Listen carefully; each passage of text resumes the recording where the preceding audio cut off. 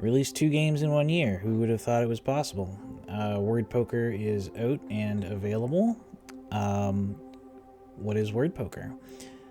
Gameplay in the background is me playing against some of my friends. It's a multiplayer game. If you've ever played No Limit Texas Hold'em, especially online, this will probably look pretty familiar to you. It's essentially No Limit Texas Hold'em, but the cards look a little bit weird. What's this D and O over here? So we're not playing with traditional poker cards. We're playing with letters. These letters have values associated with them, and the objective of the game, instead of trying to make the best poker hand, is to try and make the best word. So your word is automatically calculated, and it chooses the best one from a word list. There's 2 word lists available in the game, a common word list and a comprehensive word list. And the value is calculated from 2 different things. First of all is the values of the letters. So you saw there, Doc had Nix, N-I-X, and it was worth 10 points. Because the X is worth 8, the N is worth 1, and the I is worth 1. The second determiner of the value of your words is its length. Words of length 5 get 2 bonus points, length 6 get 5 bonus points, and 7-letter words get 10 bonus points. So not only is there value in getting high-value letters, like QU is a very powerful hand in this game, but there's also value in creating...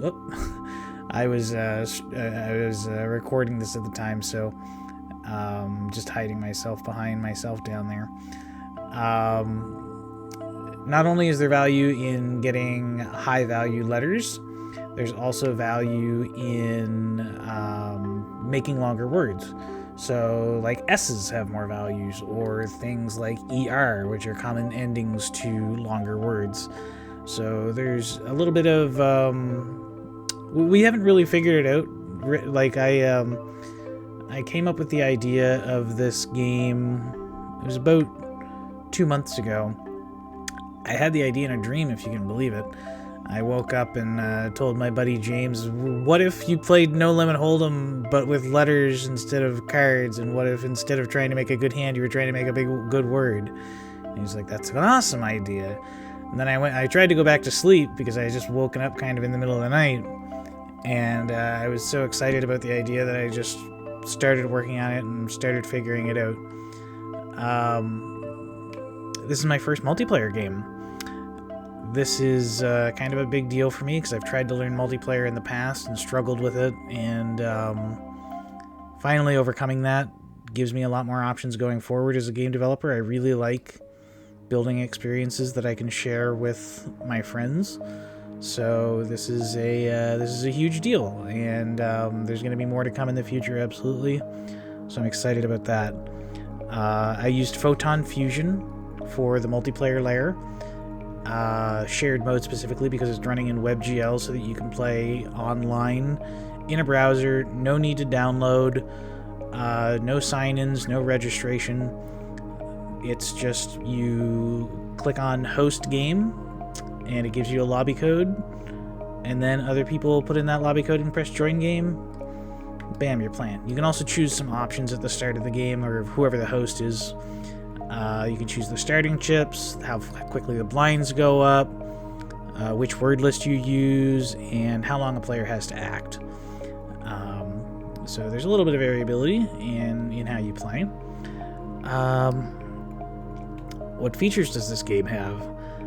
Well, first of all, I used to be a professional poker player, and so the rules of No Limit Texas Hold'em I take quite seriously because I want to preserve that fundamental... I think the rules are important.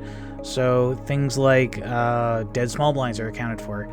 I actually used a pretty interesting system to take care of things like that. I kind of thought about it from a different perspective. So instead of like moving the button around the way you would in a like home poker game, the game keeps track of who or how many hands it's been since each player has been the big blind. And the big blind is the first thing that's determined, not the button space. So the person who has been the longest since being the big blind is always the big blind. That can lead to some weird situations where the button might not move the way you expect it to, especially when moving to heads up. But I believe it's the most fair way to play the game. It makes the most sense. Why would you want somebody to be the big blind twice in a row? That doesn't seem fair. So that's the number one process. And then it looks to the right of the player who is the big blind, and it determines if they were the small blind, or sorry, if they were the big blind the hand before, and if they were, they're the small blind, and if not, it's a dead small blind. It's really simple, but it's perfectly effective. And then it just moves the button basically one seat to the right of that, because effectively that's how it would work. So it doesn't really put like dead buttons where they should be, but mechanically it's identical, and it looks better because it's always on a player. So it makes more sense visually, especially if you don't know what happened last hand. So it works really well, and I haven't had any problems with it, and the system is pretty good.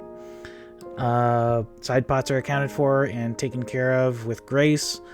Whenever the pots are collected, or the bets are collected, it forms relevant side pots if necessary, and creates all the side pots, and then at the end it basically keeps track of who's in what pot and distributes them accordingly. Split pots are taken care of. Player seating is randomized at the start of each game, and raises less than the minimum will not reopen betting. So if somebody goes all in, but it's not they can't go all in for enough to reconstitute a minimum raise, then people who would typically have had their betting reopened may not. It depends on exactly the state of actions, but it does adhere to the rules of poker. So I think this is a pretty faithful interpretation of the rules of No Limit Hold'em. Obviously entirely different with the deck of letters instead of deck of traditional cards. So it's a pretty interesting game. I played I played a bunch of games of this with my friends through Discord, and we've had a lot of fun with it. It's fun kind of seeing what words we end up with. It's kind of it's like we all, like, I'm pretty familiar with poker, obviously. Some of my friends have differing levels of familiarity with it, so it's interesting to see how everybody reacts to this, because I'm still kind of learning the game. We're kind of developing a little bit of a meta, not really a meta, but we're learning what hands are good. Like, we're looking for QUs, we're looking for XIs, we're looking for ERs.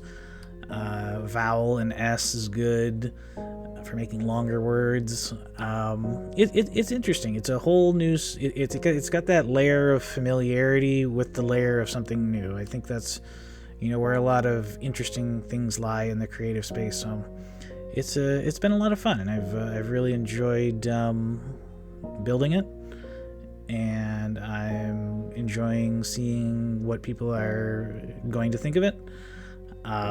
So yeah, it's exciting, and I'm happy to finally get this out there. I'm happy to finally be able to call myself a multiplayer game developer. A big hurdle I got over, so I'm excited for the future for that. I've already started working on my next multiplayer game. Spoiler alert, it is also poker themed, so get ready for that. But yeah, thank you for watching. The link to the game will be in the description, so feel free to get some buddies together and play it, and enjoy. Thanks. See you next time.